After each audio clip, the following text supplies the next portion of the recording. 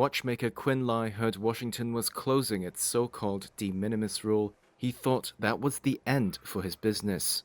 His operation in Hong Kong, DIY Watch Club, sells do-it-yourself watchmaking kits overseas, with most of his customers based in the US. So when the tariff first hit, it was actually pretty bad. We had 80+% in the US, right? So we were literally considering downsizing the company, and it was going to be game over.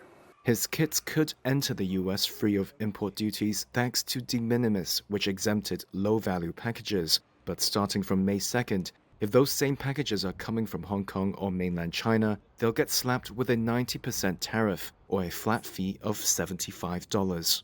It's part of a punishing trade war between Washington and Beijing. On the face of it, the rule aimed to target traffickers of fentanyl and other illicit goods. But Lai is caught in the crossfire, and he's trying to wean himself off the American market. But now I think we recently, because of this whole uncertainty in the US market, we're basically shifting our marketing efforts and everything to target Europe and a bunch of other countries. And now I think it's still a good chunk of our revenue, though. It's still over half. Going forward, I'm definitely going to try to grow my customer base into Europe. At the very least, I'm going to be localizing my materials, let's say teaching materials, website, and I'm going to be designing more watches for the region, and then definitely looking for YouTubers from the region. That's going to help quite a bit in reaching out to the audience. And on top of that, I might explore Japan as another market. So growing these markets would allow me to rely less on the US market. And hopefully, eventually, US would be like, let's say 15% of my portfolio. I think that would be a safer place to be.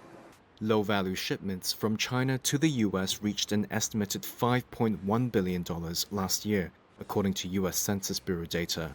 That made it the 7th largest US import category from China, behind video game consoles. Kennedy Wong, honorary president of the Hong Kong Chinese Importers and Exporters Association, says it's tough for local business owners to adapt to new tariff rules. No one single market can replace the US. Probably 20, 30 markets together would have a similar size, but that would mean a lot of extra work and also overcoming the various trade regulations, and also import regulations. Well, never easy. He says Hong Kong traders should pivot to emerging markets in Southeast Asia or in Africa that have a larger young population than in other developed countries.